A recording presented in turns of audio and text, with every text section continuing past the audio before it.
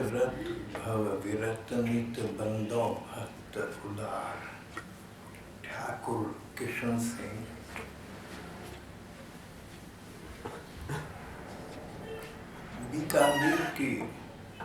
बीकानेर राज्य के अंतर्गत एक और छोटी सी रियासत थी, एक गांव था, नाम था गारबदीसर।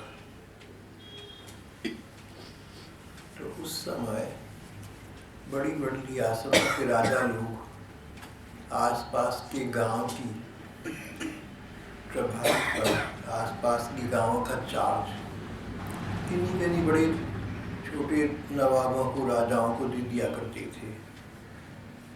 बीकानेर के महाराजा ने ठाकुर किशन सिंह नाम के एक वीर राजनेता को इस गांव का गारबदीसर का ठिकाना दे दिया।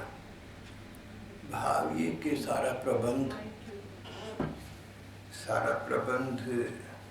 ठाकुर साहब करेंगे और जो गांव से आमदनी होगी उसका कुछ निश्चित भाग राजा को दे दिया जाएगा। ये रिवाज चल रहा था। बीकानेर राज्य के महाराजा ने ठाकुर किशन सिंह को यहाँ का इंचार्ज, यहाँ का प्रशासक बना दिया। एक प्रकार का छोटा मोटा राजा बना दिया। गांव का प्रबंध उनके हाथ में था। गांव की सुव्यवस्था थी।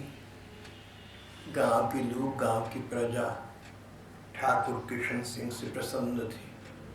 ठाकुर की उन्हें उपाधि मिली हुई थी। ठाकुर किशन सिंह भक्त हृदय व्यक्ति थे। ठाकुर जी के प्रति बहुत भावना रखते थे। ठाकुर किशन सिंह की संक्षिप्त जीवनी से कुछ बातें बड़ी स्पष्ट प्रत्यक्ष पता चल जाती हैं। पहली बात, भगवान का विधान मंगलमय होता है।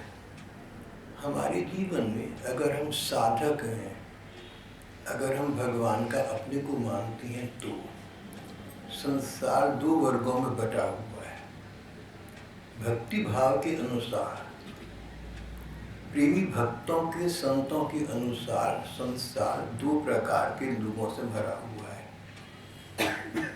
आम लोग हैं, उनके भाग्य के निर्णय, उनके जीवन के सुख दुख उनके पिछले कर्मों के फल से आती हैं।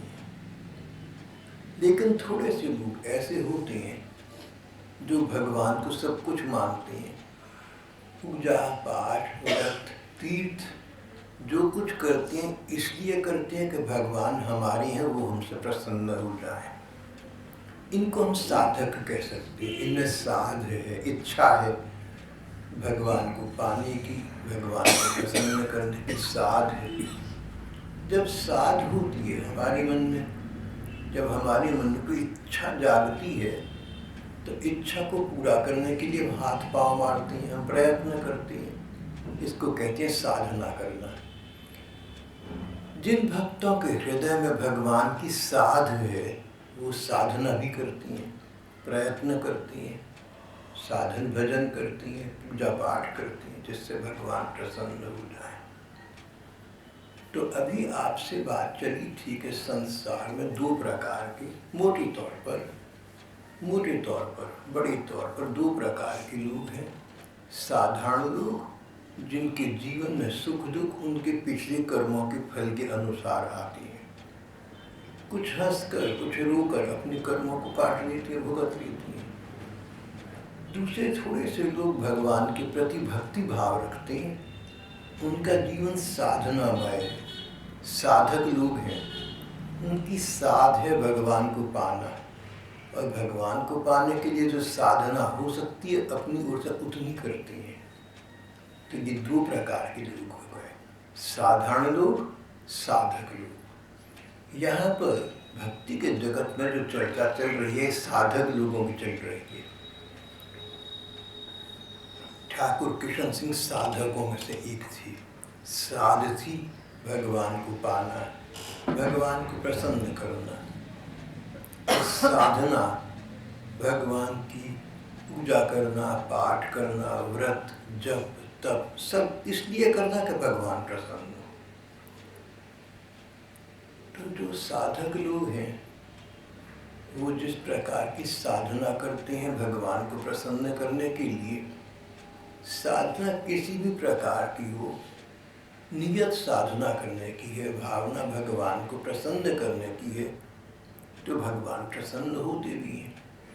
इन साधकों का पहला विश्वास ये होता है, ठाकुर किशन सिंह के संक्षिप्त से जीवन चरित्र से पता लगता है कि इन साधकों का पहला विश्वास ये होता है कि हमारे साथ अच्छा बुरा जो होगा भगवान की इच्छा से होगा। अगर हमारे जीवन में कुछ अच्छा होगा, सुख मिलेंगे, तब तो कोई आपत्ति किसी को है नहीं। लेकिन अगर कष्ट मिलेंगे जीवन में, अगर कठिनाई आएंगी, अगर दुख आएंगे हमारे जीवन में, रोग आएंगे, लोग हमें कोई धोखा दे देंगे, कहीं हमारा तिरस्कार होगा या कहीं हमारा अपमान होगा, कहीं हमारा अपयश होगा, कहीं भी हमारे साथ कोई बुरी बात होगी, तो उसके पीछे कोई ना कोई अच्छी बात छिपी होगी। साधकों का ये विश्वास होता है, साधकों का ये विश्वास कि हम आम दुनिया के सदस्य नहीं हैं, आम दुनिया के मेंबर नहीं हैं, हम तो भगवान के हैं। भगवान सर्वसमर्थ हैं, सब कुछ कर सकते हैं। फिर भी अगर हम पर कष्ट आ रही हैं तो भगवान की इच्छा से ही आ रही हैं। अब अगर किसी बच्चे को माँ की मर्जी से तकलीफ होती है तो उस तकलीफ के पीछे माँ बच्चे को कोई बहुत बड़ा भला सोचती है। इसी प्रकार से भगवान की इच्छा से सब होता है। अगर हमारे जीवन में कष्ट आते हैं, कठिनाई आती है, क्लेश आती हैं, रोग आते हैं, दुर्व्यवहार आता है, अपमान तिरस्कार आता है, तो भगवान के बिना इच्छा के तो आ नहीं सकता। भक्त लोग भाग्य को इतनी प्रधानता नहीं देते जितनी भगवान की इच्छा को देते हैं। और भगवान की इच्छा है इसलिए कष्ट आ रही हैं तो इनके पीछे हमारा कोई कल्याण छिपा होगा। हम अपने कष्टों को ये सोचकर सहन कर लें कि भगवान कुछ ना कुछ कृपा पीछे से कर रही है, तो हमारा कष्ट सहन करना केवल कर्मों का फल नहीं हो गया, फिर तो ये साधना हो गई, फिर तो ये तपस्या हो गई। तपस्या हम उस कर्म को कहते हैं जिसको करने में कष्ट तो मिलता है लेकिन अब अपनी खुशी से करते हैं। पुराने ज़माने में बड़े बड़े ऋषि मुनि थे, जंगलों में चले जाते थे, भूखे रहते थे, हवा पानी पे गुजारा करते थे, तपस्या करते थे, अपनी मर्जी से करते थे, अपनी इच्छा से करते थे, अपनी खुशी से करते थे। जो कष्ट हम अपनी खुशी से उठाते हैं किसी बड़ी खुशी को हासिल करने के लिए, धर्म ग्रंथों में भक्ति में उसका नाम है तपस्या, तपस्या। अगर कोई व्यक्ति भगवान को मानता है, भगवान को चाहता है और उसके जीवन में कष्ट आते हैं और वो उन कष्टों को खुशी से सहन कर लेता है, ये सोचकर कि भगवान की इच्छा से आ रहे हैं तो ज़रूर कोई बड़ा कल्याण मेरा इसमें होने वाला है, अपनी खुशी से अपने कष्ट को सहन करने का नाम तपस्या है। भगवान के भक्त कष्टों को सहन कर लेते हैं कि एक ना एक दिन समाप्त हो जाएंगे। कष्ट सदा रहने वाले नहीं हैं, अंततः कर्मों का फल है, अनंत तो हो नहीं सकते। और फिर हमारे पीछे तो भगवान का हाथ है, तो हमें डर किस बात का है। परिणाम में हमारा कल्याण होगा। तो वर्तमान में हमें बड़ी ही दुविधा का सामना करना पड़े, दुखों का सामना करना पड़े वर्तमान में, लेकिन भविष्य में, निकट भविष्य में या अंततः भविष्य में हमारा बड़ी से बड़ा भला होकर ही रहेगा। ये विश्वास भक्तों को भगवान की कृपा विधान पर होता है। अगर हम भगवान को मानते हैं, अगर हम भगवान को चाहते हैं, तो हमें भी ये रवैया स्वीकारना चाहिए। जीवन है, सुख और दुख के संयोग का नाम ही संसार है। जब से संसार बना तब से लेकर आज तक कोई ऐसा कालखंड व्यतीत नहीं हुआ, कोई ऐसी अवधि नहीं बीती जब संसार में कष्ट, सुख और दुख दोनों न रहे। बड़े बड़े संतजन हुए, बड़े बड़े भक्त हुए, बड़े बड़े महापुरुष हुए, सभी के जीवन में सुख दुख दोनों आते रहे। अब कईयों ने तो दुखी दुख अधिक झेले, लेकिन अंतर ये था, वो लोग महान इसलिए कहलाए कि उन्होंने कष्टों को ये सोचकर खुशी से सहन कर लिया कि अंततः ये समाप्त हो जाएंगे, भगवान की इच्छा इनमें सम्मिलित है, इसमें हमारा कल्याण कुछ होगा। भगवान पर भरोसा उन्होंने ढीला नहीं होने दिया, शिथिल नहीं होने दिया। अगर तो हमारे जीवन में कष्ट आए, आपके जीवन में कोई कष्ट आए, अपने विश्वास को शिथिल मत होने देना, ढीला मत पड़ने देना। नहीं नहीं, जितना अधिक कष्ट उसके पीछे उतनी अधिक भगवान की कृपा शक्ति काम कर रही है, जल्दी सामने आएगी। बादल तितर बितर हो जाएंगे और सूर्य का प्रकाश पृथ्वी पर एक बार फिर पृथ्वी को आलोकित कर देगा। इस प्रकार का विश्वास। The darkest hour is just before the dawn. The darkest hour is just before the dawn. Dawn, ब्रह्म मुहूर्त, सुबह 4 लगभग 4 बजे का समय। कितना अंधेरा होता है, तो वो जो डार्केस्ट आवर है, सबसे अधिक अंधेरे का समय है, लगभग सुबह 4 बजे का। उसके बाद क्या होगा, सूर्य की रश्मि आकाश में आएंगे और प्रकाश हो जाएगा। The darkest hour is just before the dawn.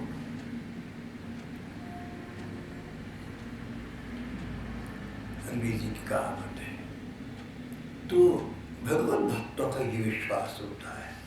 Thakur Krishna Singh को ये विश्वास था। दूसरी बात, जो अच्छे स्तर के भक्त हैं, भगवान की पूजा करते हैं, मान लो मंदिर में पूजा करते हैं या आपके घर में भगवान की कोई श्री मूर्ति पधरा दी, वो उसको मूर्ति पूजा नहीं मानते। जिस मूर्ति की भक्त लोग पूजा करते हैं वो इसको मूर्ति पूजा नहीं कहती, वो इसको विग्रह सेवा कहती है।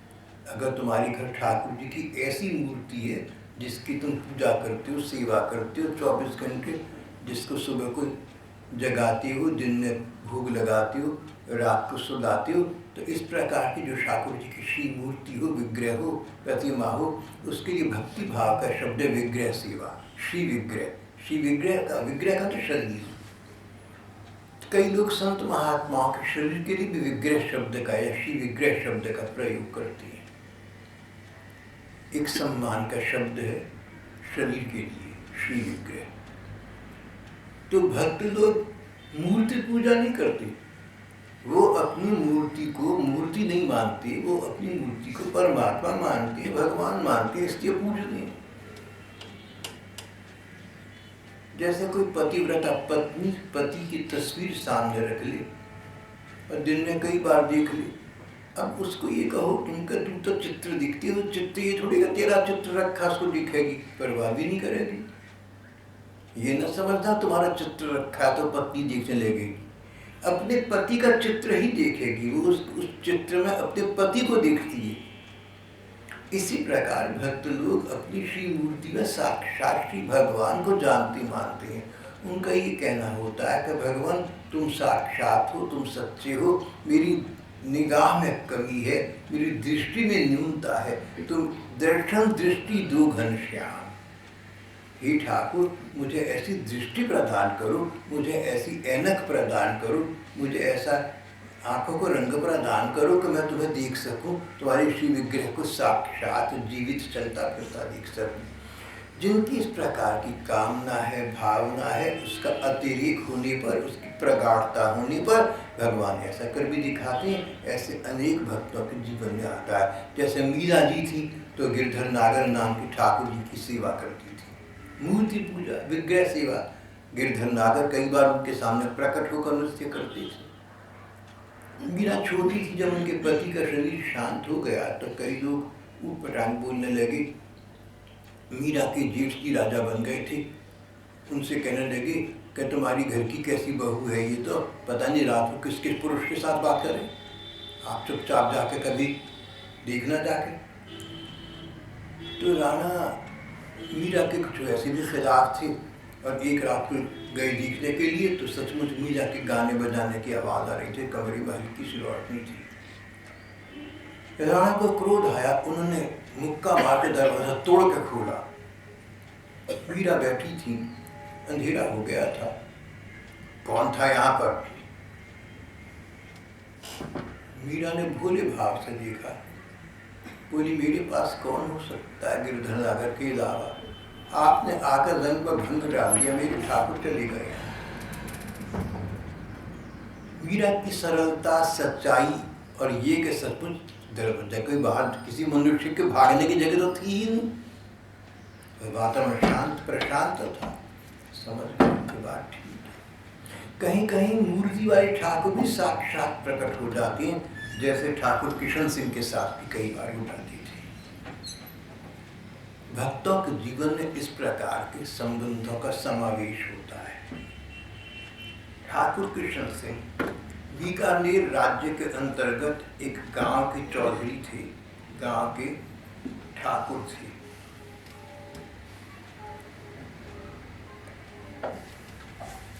उनका स्वभाव राजाओं जैसा न होकर के उनका स्वभाव भक्तों जैसा था।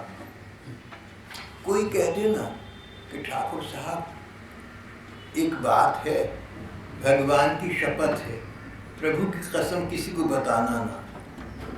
अगर कोई व्यक्ति भगवान की शपथ लेकर ये बात कह दी तो कैसी भी बात क्यों ना नहीं बता कर देंगे।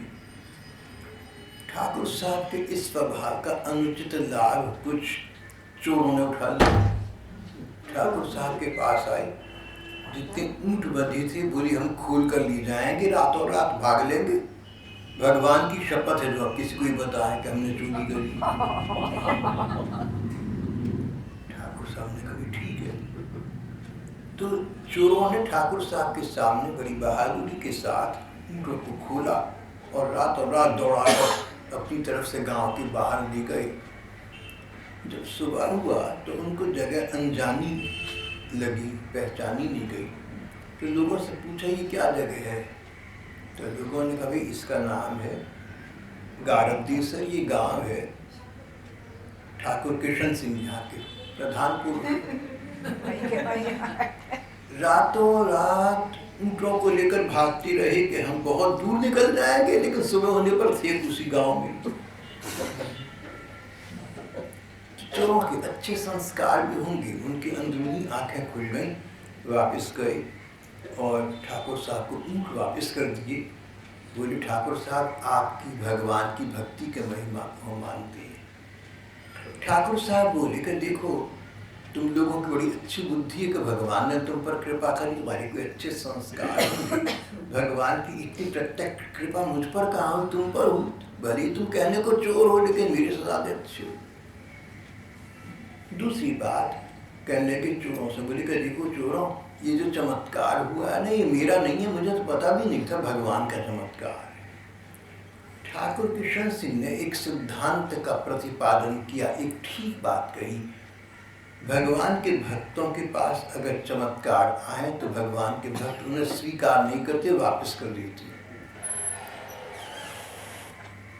They open the door and show the door to them। सिद्धि चमत्कारों को भक्त लोग दूर से प्रणाम कर देते हैं, उनको स्वीकार नहीं करते।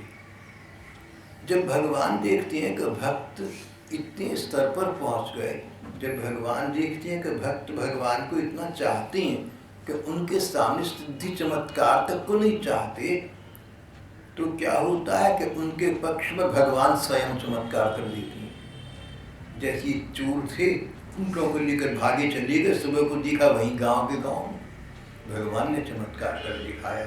जब भक्त अपने चमत्कार स्वीकार नहीं करते या दिखाते नहीं तो भगवान उनके पक्ष में चमत्कार करके भक्ति की परिपक्वता की स्थापना करते हैं। ये बताती है कि भक्ति भाव वाले लोगों की रक्षा भगवान करते हैं।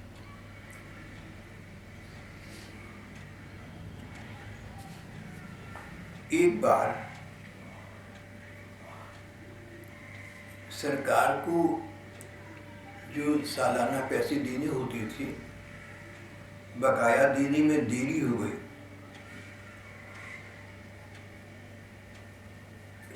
राजा साहब को अच्छा न लगा। ठाकुर साहब के मुंह से निकल गया कि महाराज दिवाली तो ठहर जाएगी, आपके रुपए जमा करके ही मैं दिवाली का पूजन करूँगा। यूँ कहकर ठाकुर साहब घर लौट आए। ठीक दिवाली की संध्या तक ही वो कहीं से पैसे जुटा सके। पूजन करने का समय हो गया था। भीतर से आदमी बुलाने गया, पर वे बिना ही पूजन किए रुपए लेकर घोड़े पर सवार हुए। सुबह 7, 8 क्या लिखा है, और सुबह तक 8 मील चलकर, नहीं भाई 8 मील नहीं है, 60 मील है। सुबह तक 60 मील चलकर, 60 मील का मतलब आज की भाषा में लगभग 100 किलोमीटर। पूजन करने का समय हो गया। भीतर से आदमी बुलाने आया, पर वे बिना ही पूजन किए रुपए लेकर घोड़े पर सवार हो गए और सुबह तक 60 मील चलकर बीकानेर पहुंचे। फिर राजा ने देखा, बोले कृष्ण सिंह, तुम कल ही जाने वाले थे, क्या बात है, रात गए न, तबीयत नहीं बिगड़ गई? स्पष्ट था कि रात को आए थे ये और वापस तुरंत जाना था। ठाकुर साहब समझ गए। बोले महाराज, मैं तो अभी अभी रुपए जमा देने के लिए सीधा गांव से आ रहा हूँ, मैं कल यहाँ था ही नहीं, आपको किसी दूसरे की बात का ध्यान रह गया होगा। बोले तुम क्या कहती, तो सरकारी काम है, कागजात तैयार है, तुम रात आई, तुमने पैसे जमा कराए और ये कहा कि मैंने अभी वापस जाना है। तभी मैंने पूछा कि गई नहीं, क्या बात हो गई? ठाकुर साहब समझ गए कि भगवान ने मेरे स्थान पर अपने किसी प्रतिनिधि को भेज दिया, किसी शक्ति से काम लिया, किसी चमत्कार से काम लिया। भगवान ने ठाकुर साहब की जगह ऐसी व्यवस्था कर दी कि पैसे जमा हो गए।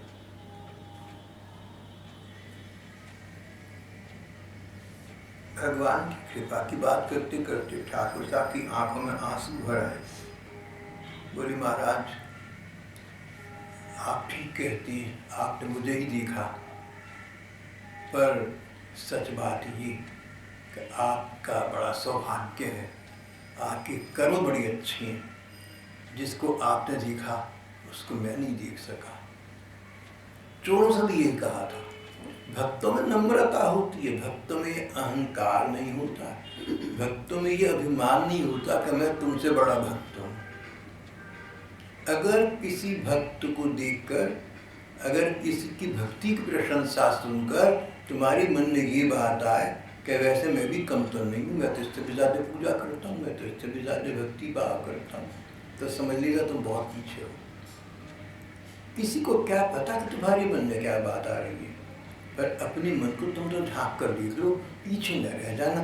डोंट लैग बिहाइंड, पीछे मत रह जाना, आगे बढ़ने की कोशिश करना। उत्तिष्ठत जाग्रत प्राप्यम बलानि बोधक, आगे बढ़ने का प्रयत्न करना चाहिए। पूजा में, भक्ति भाव में किसी की प्रशंसा सुनकर, किसी की बढ़ोतरी देखकर अपने मन में ये विचार आना कि देखो ये कितना आगे है, मैं कितना पीछे हूँ, ये भक्त का लक्षण है।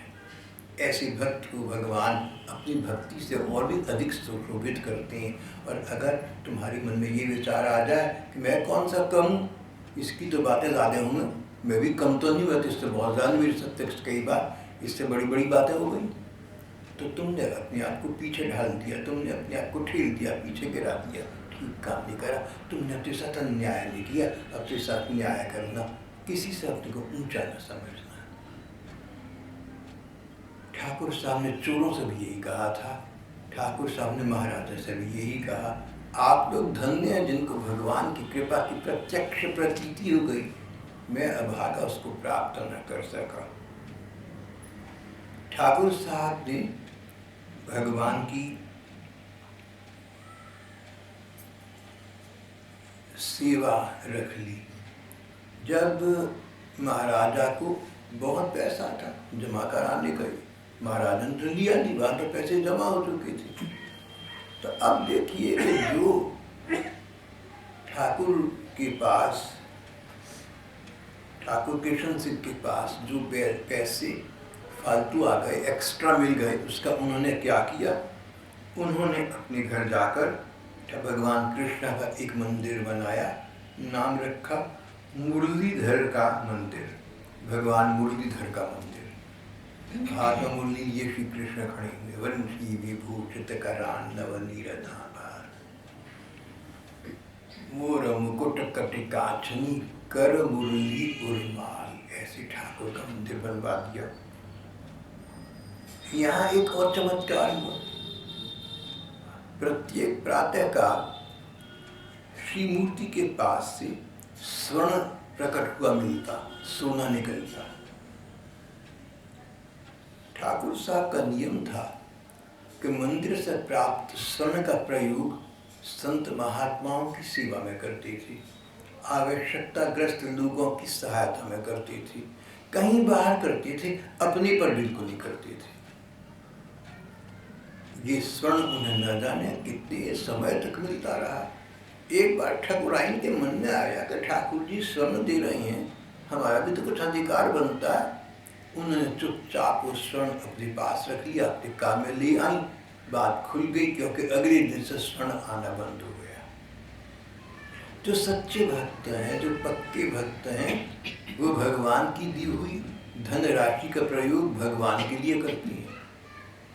अपने पर करने में आपत्ति नहीं है, लालच से मत करना कि तुम्हारे पास भगवान ही का दिया हुआ सब कुछ है, फिर भी तुमने और रख लिया, इसका नाम है लालच। लालच मत करना। अगर तुम्हारे पास नहीं है और तब तुम भगवान का दिया हुआ पैसा स्वीकार कर लो, तो ये सर्वोत्तम पक्ष नहीं है, लेकिन कोई पाप भी नहीं लगता। लेकिन अपने पास सब कुछ है। ठाकुराइन के पास तो पूरी रियासत का एक प्रकार का राज्य था, धन था, वैभव था, फिर भी प्रलोभन में आकर, लालच में आकर उन्होंने ठाकुर जी का दिया गया पैसा अपने काम में लाने का प्रयत्न करा। भगवान का उस कृपा प्रसाद प्राप्त होना समाप्त हो गया, तुरंत बंद हो गया।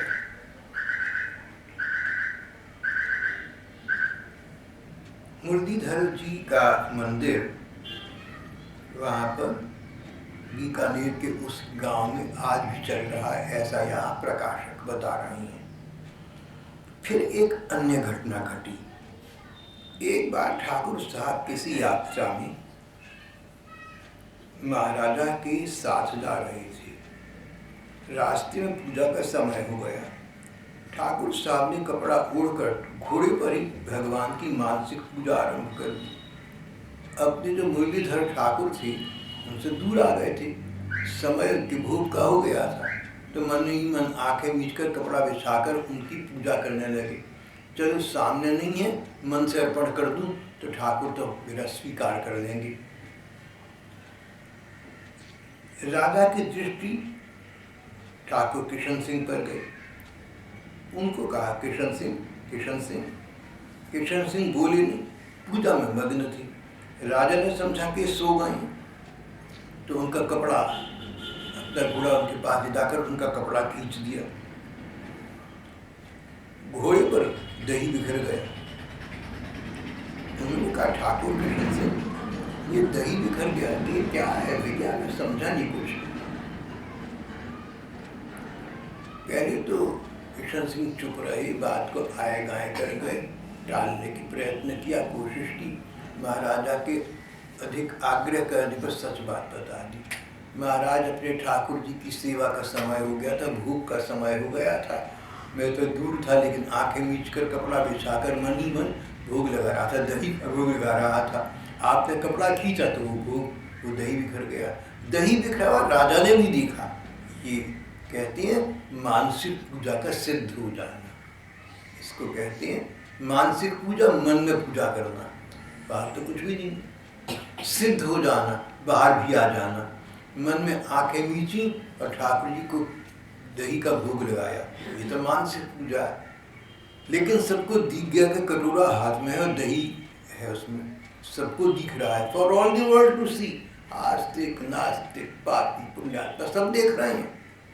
तो जब मन में की गई कोई बात सबके सामने आ जाए तो कहते हैं भाई पूजा सिद्ध हो गई, मानसिक पूजा सिद्ध हो गई। ठाकुर किशन सिंह की मानसिक पूजा सिद्ध हो गई थी। महाराजा ने ऐसा देखा तो चौंक पड़ी। फिर गदगद होकर कहने लगी, ठाकुर कृष्ण सिंह, आप घर चली जाएं, आज से दरबार में ड्यूटी न देवें, बस भगवान का भजन करें, वही मेरी सेवा है। महाराज ने अपने प्रभारी के साथ अपना नाता बदल दिया, ये देखकर कि ये तो भगवान का उच्च कोटि का भक्त है। एक प्रकार से महाराज शिष्य बन गए और प्रभारी गुरु बन गया। बोले, आज से तुम्हें दरबार में हाजिरी लगाने की जरूरत नहीं है, तुम जो चाहो सो करो और भगवान का भजन घर पर करो, हमारी ओर से तुम्हें जो भी सेवा सहायता भी सो होगी, आपत्ति कुछ नहीं होगी।